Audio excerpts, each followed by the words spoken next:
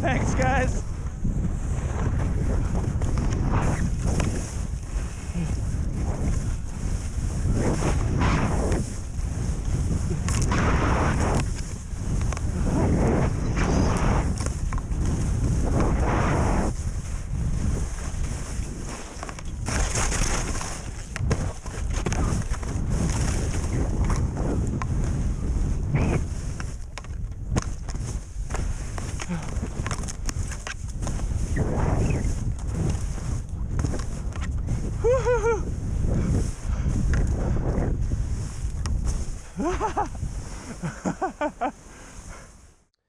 Hi skiers, I'm Jeff from skiessentials.com, and we're here today to take a look at another 2020 ski, and happens to be another 2020 Nordica ski.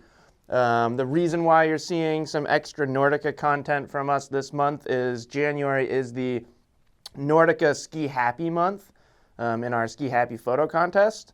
So if you remember from the Enforcer 88 review, if you caught that, Nordica is giving away a pair of next year's Enforcer 88s or Santa Ana 88s. So really cool, super easy to enter. There's a link to contest details in this video. There's also a link at the bottom of the written article. So definitely encourage you to enter that. It's really fun, and it's fun kind of just looking through other people's photos too. There's a link to entries for the month of January on the contest page. So check that out, and you could win some Enforcer 88s, which are really cool. If you haven't seen that Enforcer 88 review, definitely go take a look at it. Really exciting new ski, and very similar theme as this 104 free that we're going to look at today. So let's kind of dive right into it. We kind of touched on the Enforcer 104 when we did the 88 review. But essentially, if you missed that, kind of the general theme of the Enforcer collection for 2020 has been split into the Enforcers and the Enforcer Free. So the Enforcer collection is basically the 88, the 93, and the 100. Then the Free is the 104, the 110, and the 15, or 115, which used to be called the Pro. So two kind of subsections of the Enforcer collection. Easiest way to think about it is the Enforcer skis, the 88, 93, and 100 are, kind of more traditional all-mountain skis in terms of their mix of performance characteristics. And then the Free skis are a little bit more soft snow oriented, more playful, stuff like that. So really cool. I like that they kind of differentiated the two collections like that. I think it makes more sense, which we'll get to. At the end of this video, I'm going to compare this ski, the 104, to the 110 and also to the 100, which I think is just a natural comparison because its width falls between those two skis.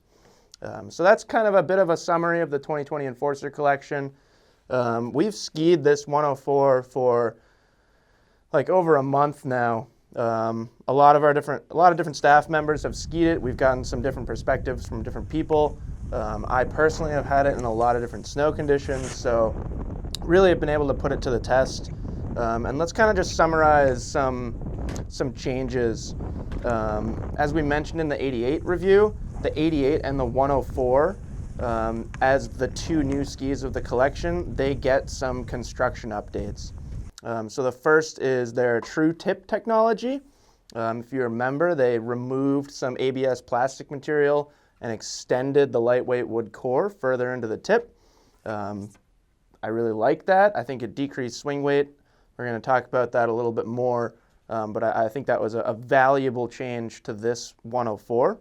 And then the other is their carbon reinforced chassis. So basically the fiberglass mock-up of the ski now has full-length carbon strips through it, and that's also lighter. It's 35% lighter than traditional fiberglass mock-ups or layups. And it's also increasing power, is kind of how Nordica put it.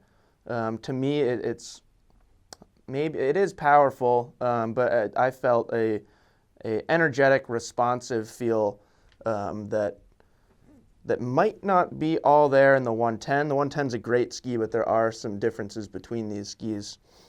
So that's kind of the new construction techniques, that true tip and the carbon reinforced chassis. Really cool. The shape of the 104 free is basically the same as the 110. So going back to the difference between the 8893 100 and the 104 110 115, basically the three narrower skis share a shape, share a wood core too, and then the three wider skis also share a shape. There is some slight differences because the length breakdown is different on these.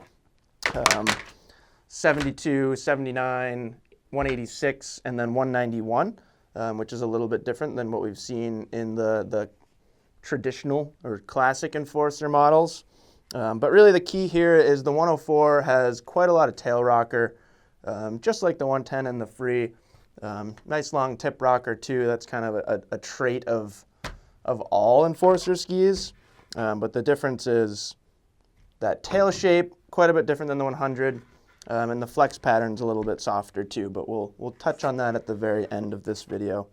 But yeah, what do we think? So I've skied the 110 a lot, so it was really fun for me to get to ski the 104. I'm going to start with soft snow performance because I think that's more their focus than anything else. Although the 104, it's starting to feel pretty versatile, which we'll get to. So we've gotten a lot of snow this year in Vermont. We've had a lot of good days to test both these skis. I skied it on a really deep day. I've skied it on multiple kind of not so deep but still soft days. The 110 feels more like a true powder ski. So there were a couple days when I had both pairs with me, the 110 and the 104. We got like a 20-inch storm recently, and I did kind of want to take my 110s, but what I was finding is I wasn't losing too much float on the 104 right away. There is a little bit, you lose a little bit of float between the 110 and the 104, but not a huge amount. So those first couple runs, like imagine the first run of a powder day, maybe even the second run of a big powder day, I preferred skiing the 110 in most scenarios, but pretty much right away after that, I preferred being on the 104. And again, it's not really losing too much float on the 104, and what you get is a lot of versatility.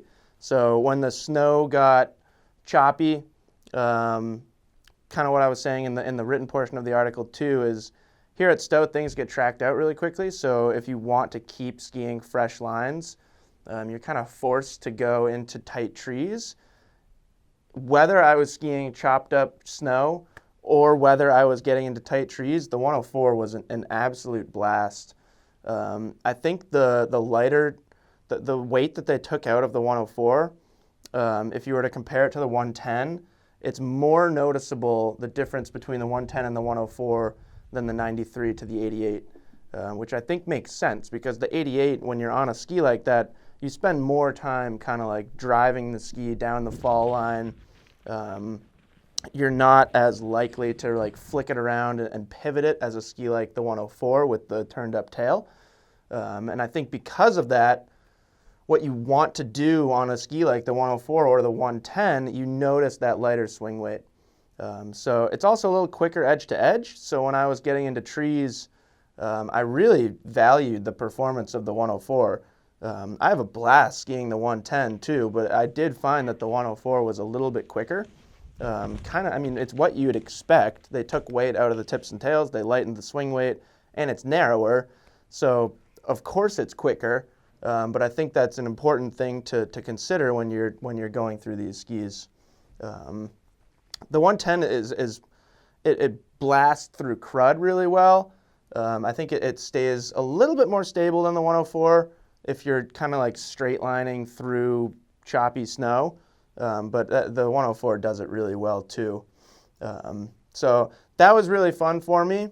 And then I think on firm snow, so that was we kind of just compared it to the 110. And on firm snow, the natural comparison is to the 100. And I think going back a moment, something that Nordica says, within this free collection, you can pretty much just like kind of focus on how deep the snow is that you normally ski. Like if you live in British Columbia and you're constantly skiing like super deep days, the extra width is valuable. But here on the east, I mean, this could easily be your kind of dedicated powder ski. So you kind of just pick and choose based on how much snow you're skiing.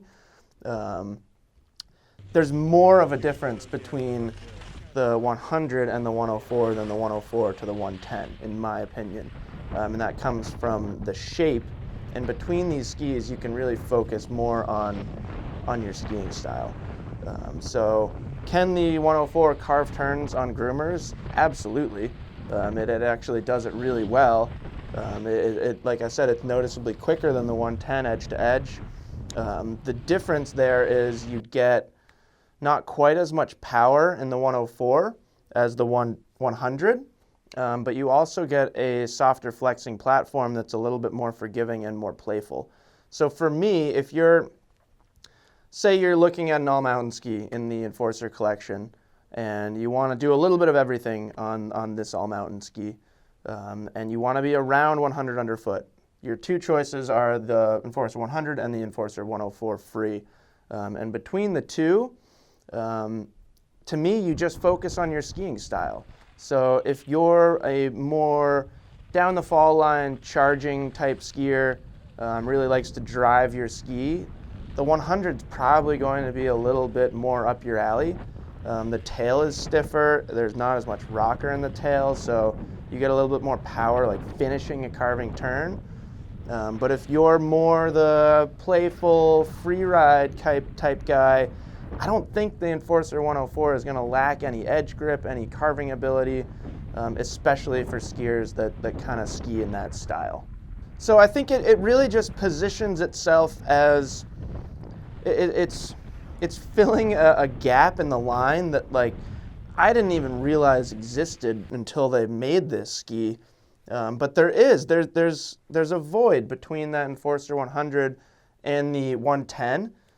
If you want that more playful, freeride, freestyle-inspired feel, but you don't want to go all the way up to a width that really feels like a powder ski, a full-on powder ski, this 104 is a great new choice.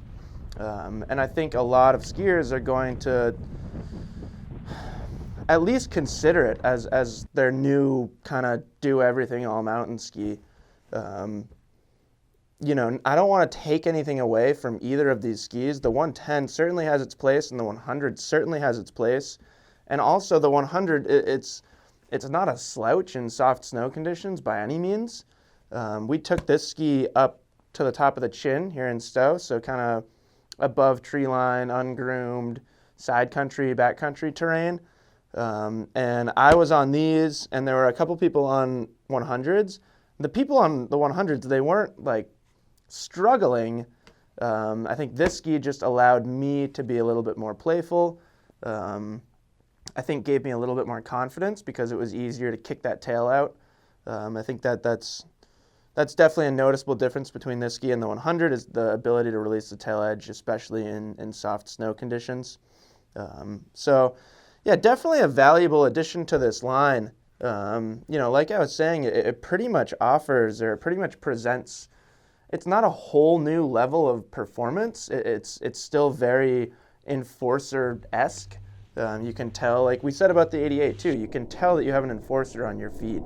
But it gives you the option to get that playfulness in a ski that's quicker edge to edge, a little bit easier to throw around, and I'd say arguably more maneuverable than the 110, just because they lighten that swing weight up and because the quicker edge to edge feel. So definitely a really cool ski. I said at the beginning that we'd kind of do a little bit of a flex comparison. So it's not super soft, but what I like about the Enforcer 104 and the 110 too, it's one of the things that makes that ski a lot of fun for me, is it's a pretty even flex from tip to tail. It's not like super soft, but it's not super firm either. And then the 100 is not a crazy stiff ski, but I feel like it's definitely stiffer when I flex it and when I ski it. And again, you feel a difference out of that tail shape too. So that's it. Really exciting to present this new Enforcer 104 free. Like I said, we've tested it in a wide range of snow conditions, a wide range of terrain. So let us know if you have any questions. I'm more than happy to talk more about this ski. I could probably spend the rest of the afternoon just talking about this ski and kind of the subtleties and differences in performance between this, existing Nordica skis from other collections. But let us know if you have any questions, and we'll do our best to answer in the comments. I'm sure there are going to be a lot of skis that people want to compare this to. I can think of a lot off the top of my head. If you remember when we released the Fisher Ranger 102 FR review and kind of compared that to the 98, this feels like a pretty similar comparison. So if the Ranger 102 FR is to the Ranger 98, I think it's a very similar comparison to compare the 104 to the 100 here. So hopefully I'll have some more opportunities to ski them. Nordica kind of left us with this pair, and as far as I know, they're not going to come take them from us. So we'll keep skiing them. Still only January here in Stowe, so we're going to have a bunch of more powder days or whatever kind of conditions. Plenty of more opportunities to test this ski the rest of the season. So we'll let you know if anything changes or if our opinion changes or if we have anything to add to this review. We will certainly let you know. But I encourage you to check them out. SIA, or the Outdoor Retailer, the trade show is next week. Chances are you're going to start seeing a lot more content about them after that. That's usually the week where companies start releasing more information. So you'll see more about them. Definitely a cool ski. Like we said about the 88, it's definitely a valuable addition to the line in general. And I think now more than ever, it's easier to look at the Enforcer collection and really choose the ski that's specifically tailored to how you like to ski and the snow conditions that you ski. So say you're more of that down the fall line, directional skier, you like to drive your ski, you basically pick the width that makes more sense to you between the 88, the 93, and the 100. And then say you're more of a playful skier or you're really looking for a powdered ski. You can kind of do the same with the 104, 110, and 115. So that's it. Let us know if you have any questions. We will be out at SIA OR show next week. So follow us on social media if you don't already. We'll be updating you throughout the show with exciting stuff that we're seeing. We were actually down at Pico yesterday for an on-snow demo. So skied some more 2020 skis. So we will continue to release reviews. Should have at least one a week for the rest of the season. So keep checking back, and we will see you on the slopes. Oh, it's cold.